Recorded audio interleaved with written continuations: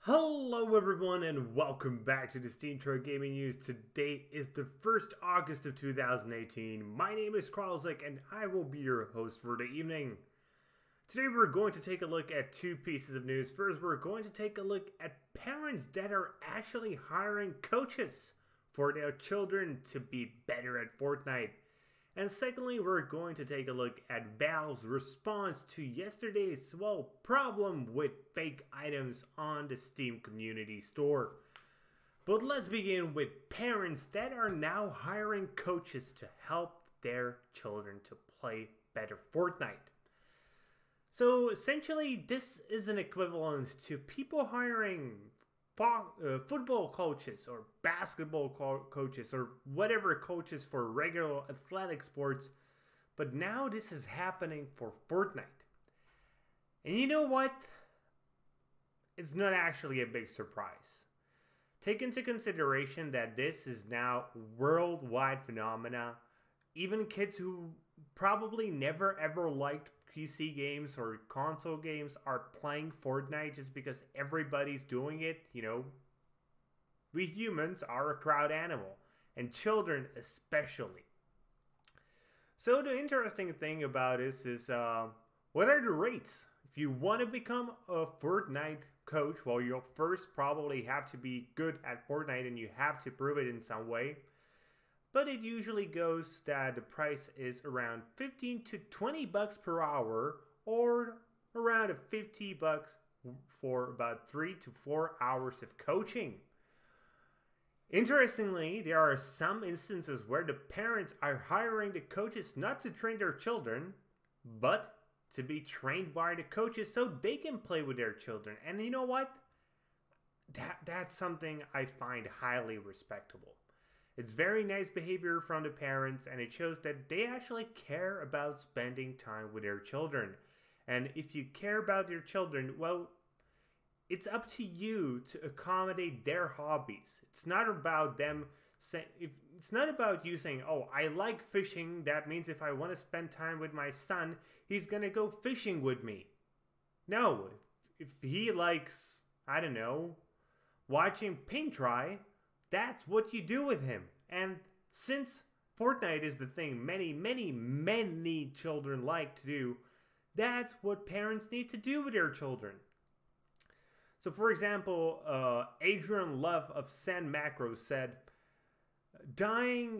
not dying in the first 2 minutes would be nice. And he hired a coach to be able not to die in the first 2 minutes and to play with his kid. And that's just awesome in my opinion. Showing support that you care about spending time with your kids is very important, no matter what exactly you're doing. It's not about what you're doing, it's with whom you are doing it. Interestingly enough, it actually seems that these coaches are helping, as some kids are reporting that they finally won their first solo victory royale, or that even they got some multiple ones just after a few short hours of training. So I'm gonna assume it's mostly about building, because that's what's the hard part about Fortnite, to learn when and how to build.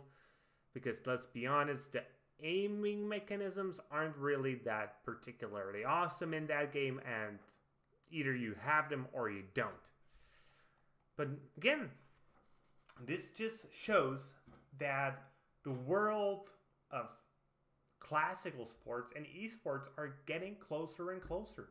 Just recently we talked about the fact that pro athletes are soon to be surpassed by some esports people, just because the two industries are so close that it's somewhat surprising that they aren't making as much money as they are at the moment.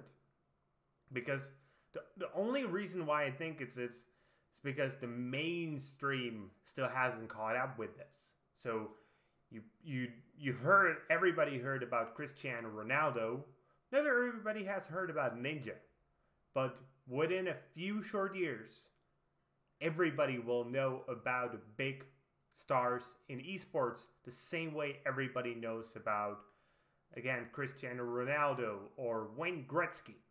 It's just, it will be household names, and that's the way it's gonna be.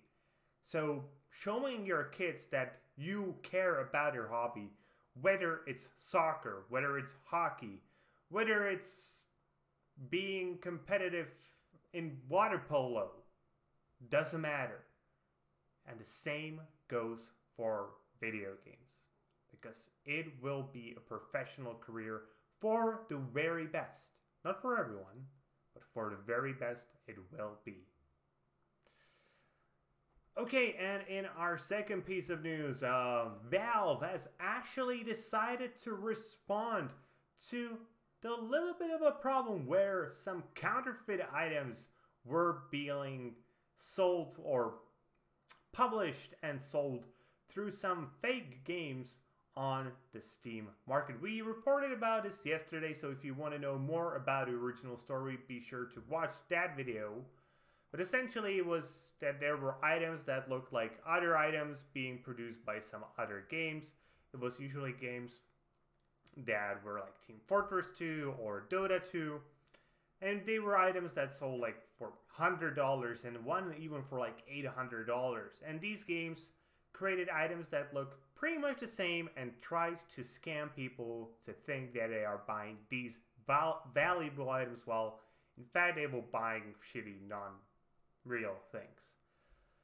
So now something new will happen. When you will be buying an item from a game that you haven't played on Steam, there will be a warning that will essentially say you never played this game, you're buying this item, are you sure you want to buy this? Because, you know, usually you're buying an item for a game you're playing. That's why it goes for so much money, unless you're like a person who's trying to speculate the market because you see something that's very rare going for very low. But even then, I would suspect that you actually have that game in your library and you have played it. Because how else would you know what is actually valuable?